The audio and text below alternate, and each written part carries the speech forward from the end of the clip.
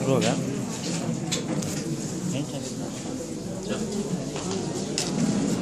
English medium Telugu medium student lecturers principal صاحب اور staff اور ذمہ داران، السلام علیکم ورحمۃ اللہ وبرکاتہ. Good morning. آزاد کی کہانی، آزاد کی زبانی. السلام علیکم ورحمۃ اللہ وبرکاتہ.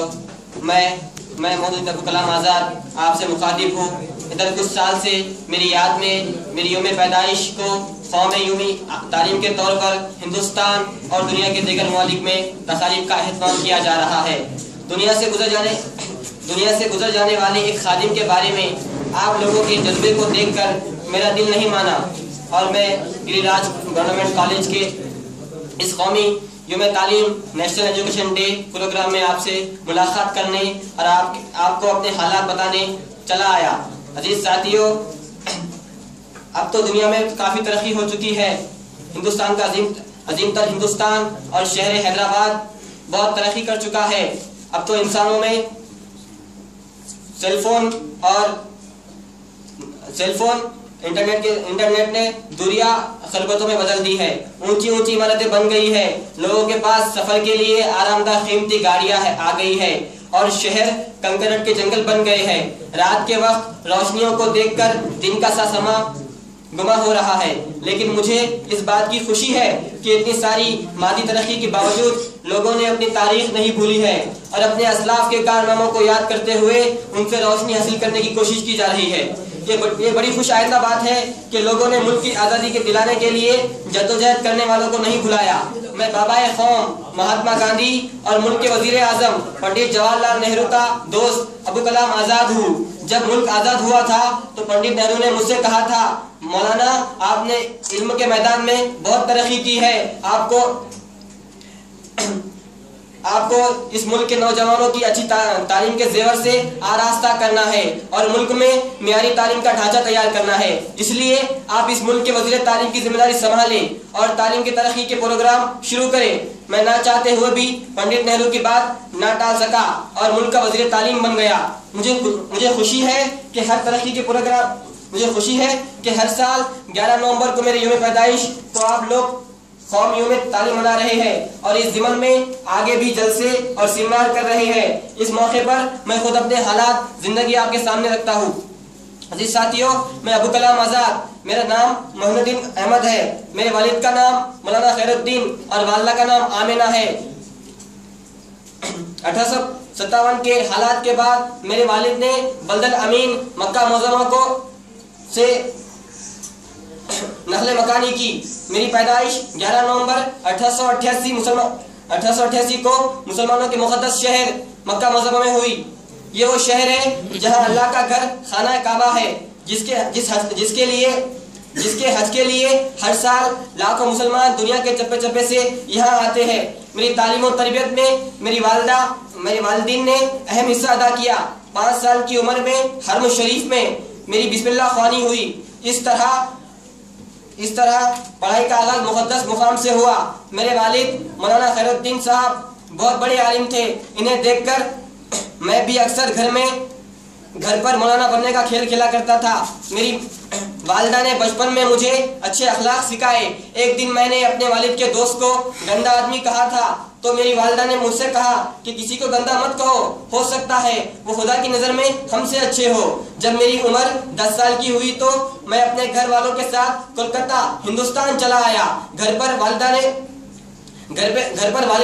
والد صاحب نے مجھے تعلیم دی. مجھے مطالعے کا شوق تھا، ہر سبق سمجھ کر پڑھتا تھا. والد صاحب نے عربی فارسی پڑھائی. جب وہ بیمار ہو گئے تو انہوں نے دوسرے استاد کا انتظام کرایا جن سے میں نے فلسفہ، ریاضی، الجبرا، اسلامیت اور دوسرے مضامین پڑھے. اس تعلیم و تربیت کا نتیجہ نکلا کہ میں 16 سال کی عمر میں دوسروں کو پڑھانے کے قابل بن گیا.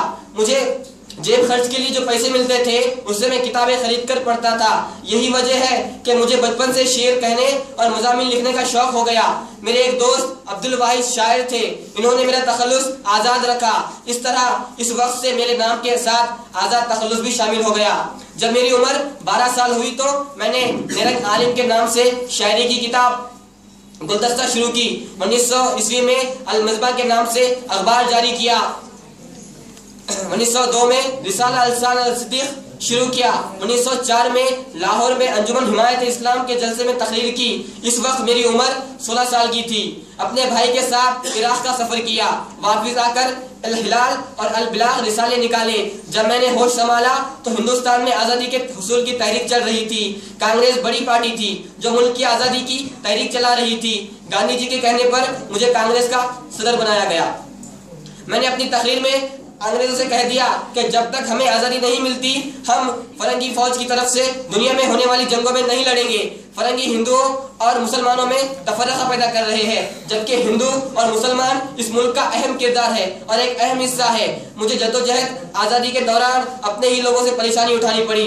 میں چاہتا تھا کہ مسلمان اسی ملک کا حصہ بنے رہے لیکن محمد علی جناح اور دوسروں نے مسلم لیگ شامل قائم کر لی اور لاہور کے جلسے میں ہندوستان کی آزادی کے مطالبے کے ساتھ ساتھ مسلمانوں کے لیے علیحدہ ملک پاکستان کے قیام کی تحریک شروع کر دی. اس وقت انگریز ملک کے بڑے لیڈروں کو جیل میں ڈال رہے تھے. مجھے بھی گاندھی جی اور نہرو جی کے ساتھ جیل جانا پڑا. مجھے 6 مرتبہ جیل جانا پڑا. آخری مرتبہ مجھے احمد نگر کے جیل میں رکھا گیا. ہمیں جیل میں دنیا کی کچھ خبر نہیں ہوتی تھی.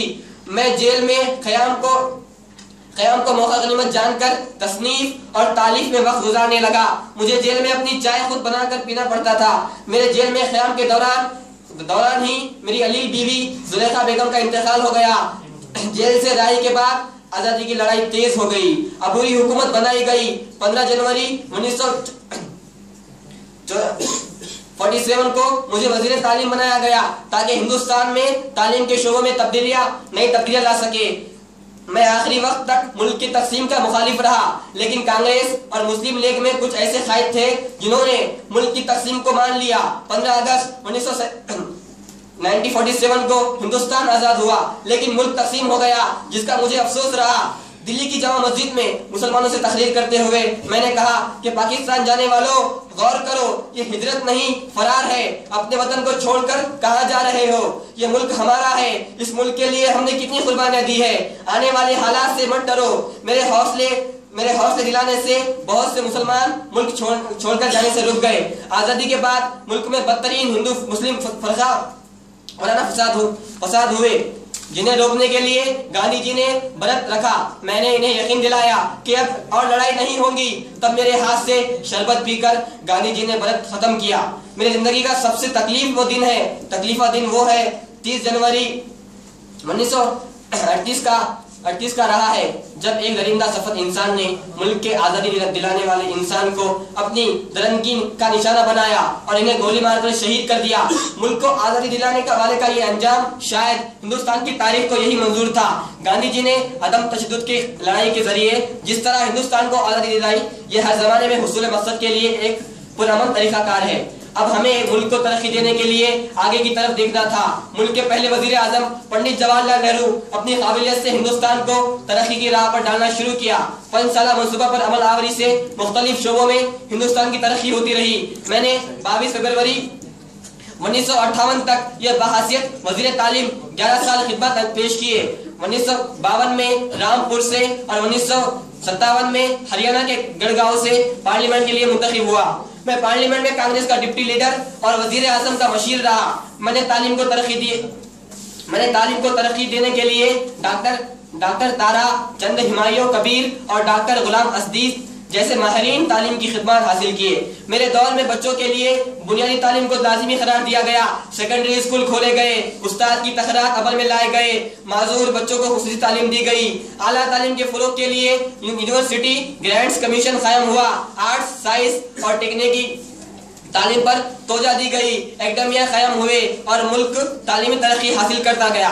آج میں دیکھ رہا ہوں کہ ہندوستان میں تعلیم کے شعبے میں کافی ترقی ہوئی اور وہ ساری دنیا میں اپنی معیاری تعلیم کے سبب پسند کیا جا رہا ہے. خدا نے مجھ سے تصنیف و تالیف کا کام لیا.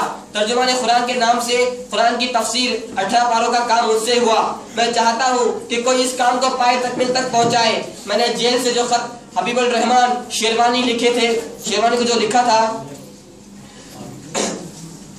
ان کی اہمیت پیش نظر غبار خاطر کے نام سے شائع ہوئے. میں نے ایک کتاب انڈیا ونز فریڈم لکھی ہے جس کے 30 सफा मेरे वसीयत के मुताबिक मेरी इस दुनिया से गुजरने के 30 साल बाद 1988 को खोले गए, जिसमें हिंदुस्तान ने उर्दू को सरकारी जबान बनाने की कोशिश की। बहरहाल ये मेरी जिंदगी का कुछ हालात थे। यह दुनिया की एक अटल हकीकत है, जो आता है उसे जाना जरूर होता है। अजीज साथियों, चुनांचा 22 फरवरी 1958 को सुबह 2 बजे मैंने इस दारे फानी से मुल्क अदम के लिए कोच किया। लाल किला और जमा मस्जिद के दरमियान तारीखी मैदान में मेरी आखिरी आराम गाह है। आज मुल्क 21वीं सदी में दाखिल हो गया और लोग नई जिंदगी से आहम होने के तकाज़ों को तकमील लगे हुए हैं। ऐसे में हर साल मेरे यौम पैदाइश पर मेरी याद मनाई जा रही है, तो मैंने सोचा कि चलो चलकर लोगों से बात करते हैं। मेरी आप लोगों से यही ख्वाहिश है कि लोग अपने लिए सब तो जीते हैं, हमें ऐसे काम करने हैं जिनसे दूसरों को फायदा पहुंचे। आज भी हिंदुस्तान की तामीर के बहुत से काम हो बाकी है। यहाँ रिश्वत का बाजार गर्म दिखाई दे रहा है। सियासत अखलाकी खदों से नीचे गिर गई है। तालीम की तरक्की के बावजूद समाजी बुराइयां आम है। आज भी जहेज के नाम पर लड़कियां जलाई जा रही है। दौलतमंद अमीर और गरीब होता जा रहा है। वक्त की कदर करना और डिसिप्लिन से जिंदगी गुजारना जरूरी है। दुनिया की हर फिक्र और फलिस्फा अपने अंदर कमी रखता है। सिर्फ अल्लाह का दिया हुआ दीन है लोगों की तरक्की का कामयाबी ज़ामन है। मज़हब इस्लाम की तालीमात क़यामत तक लोगों की दुनिया और आखिरत की भलाई की ज़ामिन है।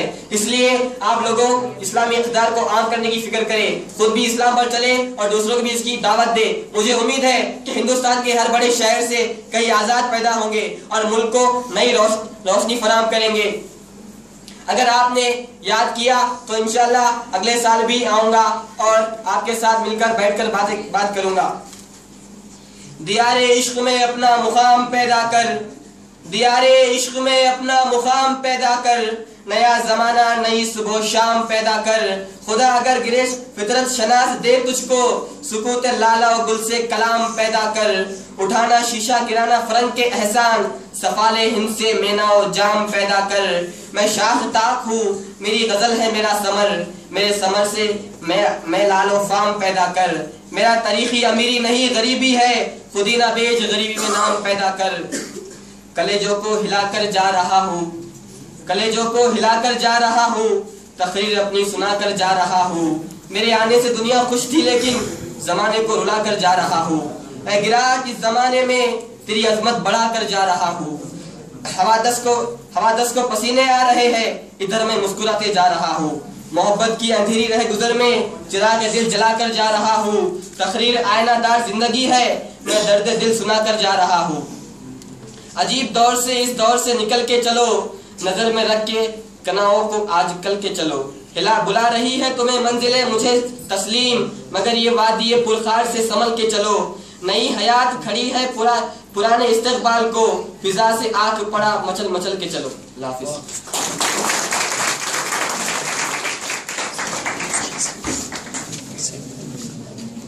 ये थे तौसीफ रहबर।